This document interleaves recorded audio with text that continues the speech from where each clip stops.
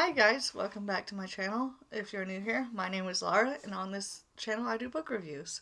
So, in this video, I will be reviewing and talking about the first book I finished for the month of February, and oh my word, this one was good. Yeah. But anyways, so the one I finished so far is the Gilded Ones by Namina Forna, and so I absolutely loved this one. I gave it 5 stars. If I could give it more, I would. But oh my word, it was good.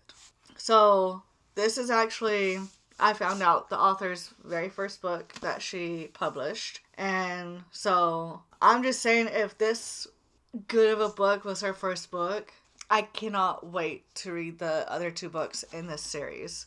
And so, but yeah. But let's get into it. So I'm going to real quickly read the insert or the description of the book real quick, and then add a few things to, like, extra detail, and then I'll jump into what I thought about it. So, 16-year-old Decca lives in fear and anticipation of the blood ceremony that will determine whether she becomes a member of her village. Already different from everyone else because of her unnatural intuition, Decca prays for red blood so she can finally feel like she belongs. But on the day of the ceremony, her blood runs gold, the color of impurity, and Decca knows she will face a consequence worse than death. A mysterious woman comes to her with a choice: stay in the village and submit to her fate, or leave to fight for the Emperor in an army of girls just like her.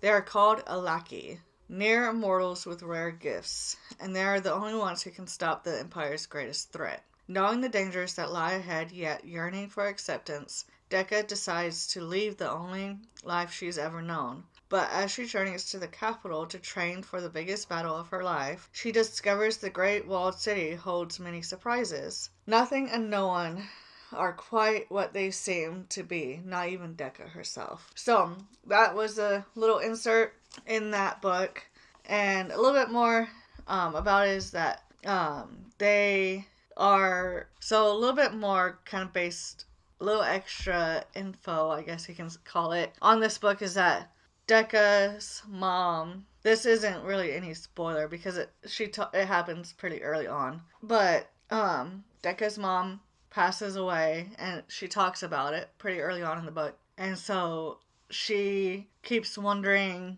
who her mom is, or who her mom was, I should say, and she doesn't feel like she's connected to her mom as much, or where her mom is from, and so there's, in this book, there's yeah, I can show you, there's this world.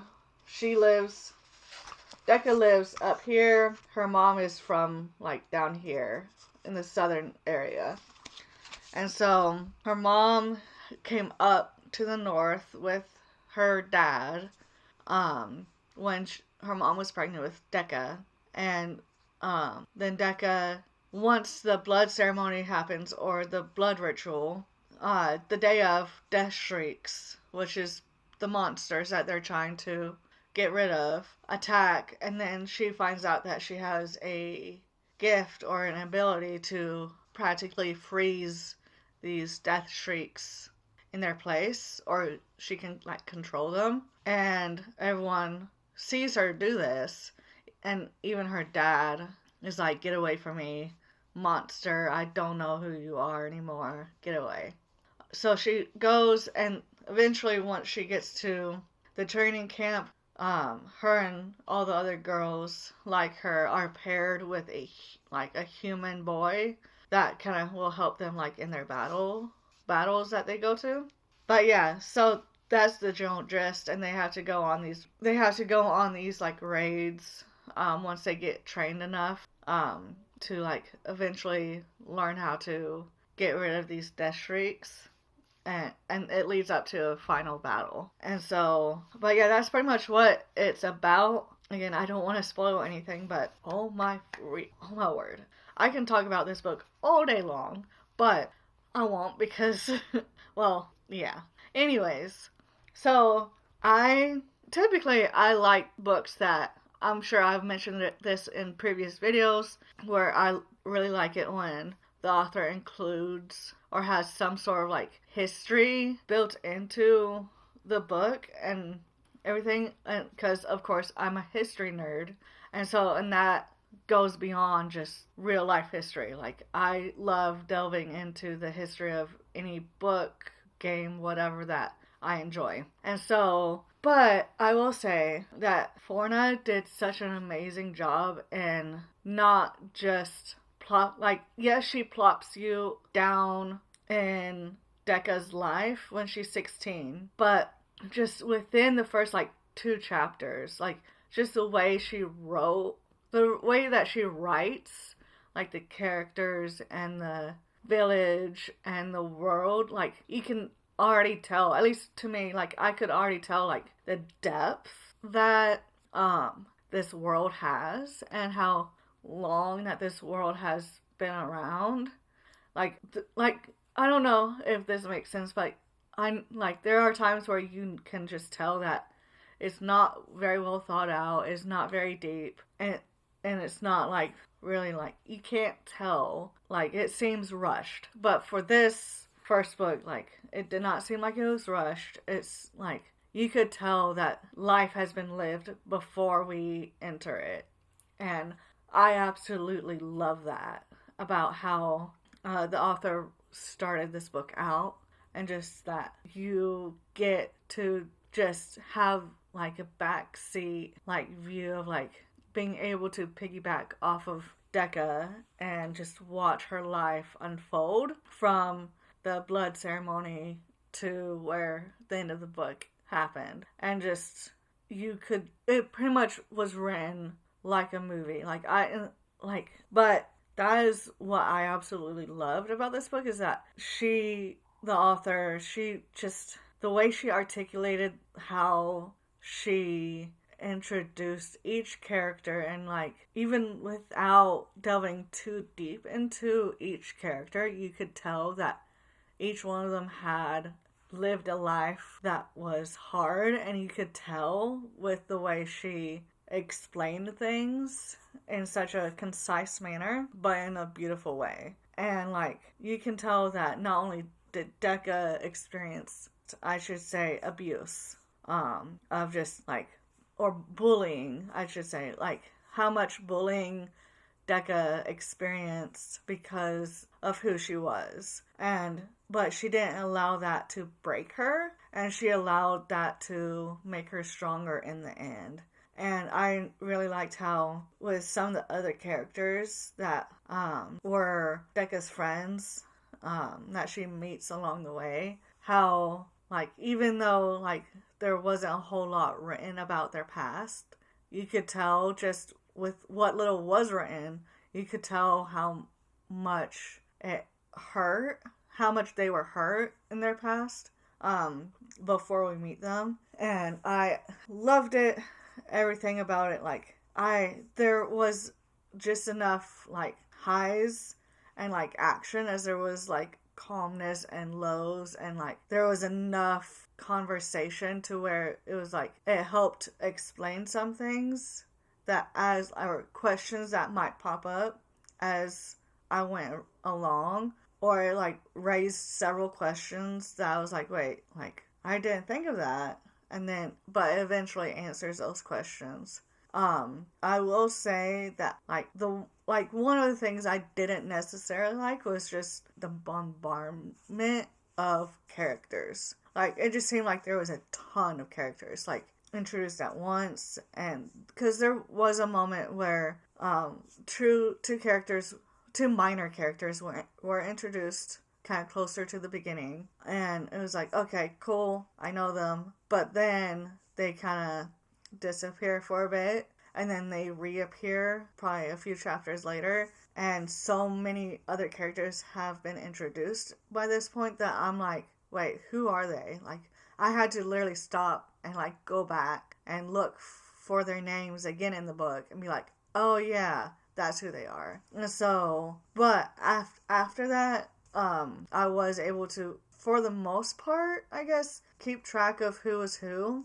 There were a few that I was like, what? But, overall, she was able to, even though she did introduce a lot of characters, I still think she, for the most part, was able to keep it concise and clean.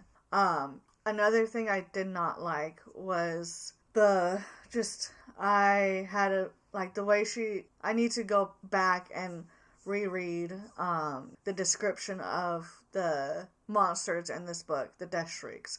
I need to go back, find where she describes them, and actually reread it to make sure I understand it. But I had this image in my mind of what they looked like, and kind of towards like the second half of the book, some of the things that she was having these monsters do was not, like, I guess you can say, not like matching up with their description.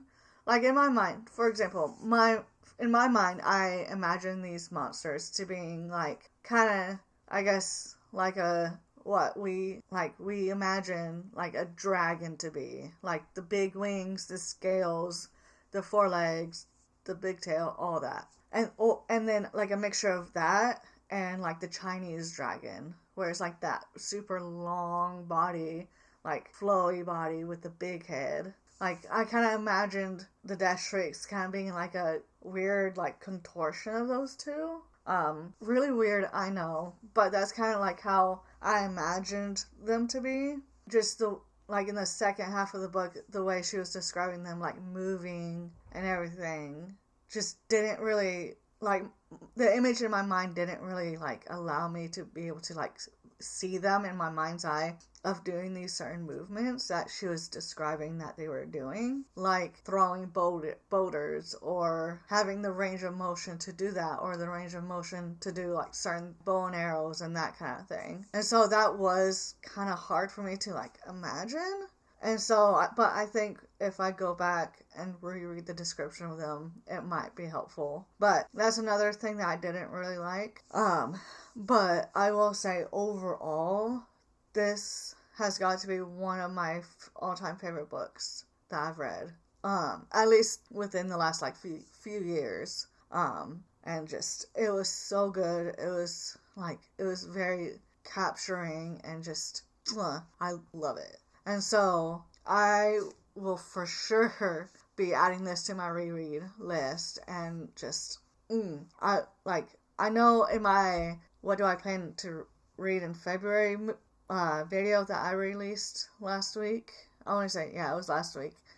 I think I said that this series had 2 books, but I found out that there is a 3rd book. And so it is a 3-book series, so I apologize for misspeaking or misstepping on that, but I was able to purchase the 3rd one, and so I'll talk about that in my what did I buy in February video once I get that filmed and stuff. But oh my word, like, I loved it. If you have not picked this book up yet, I highly suggest that you do. I cannot say, like, outside of the couple things I mentioned that I didn't necessarily like, or I guess just was like, like indifferent to, I guess. Like, outside of those, like, I absolutely love this book, like, perfection. And like I said, it was the author's very first book that she published, and I will say, she did an amazing job writing it, and I am for sure looking forward to reading the other 2 books in this series. And so I know that the 2nd book I do have planned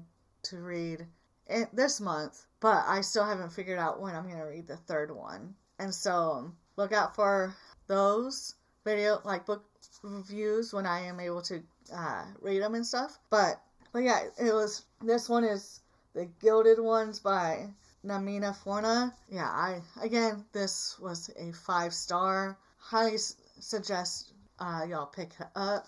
I loved it. It was great. And if I don't sign off here now, I will keep rambling. But if y'all liked this video, don't forget to hit the thumbs up. And if you read this book and had different thoughts, please don't forget to comment that down below. And if you don't want to miss any future videos, don't forget to hit the subscribe button. And until next time, guys, bye.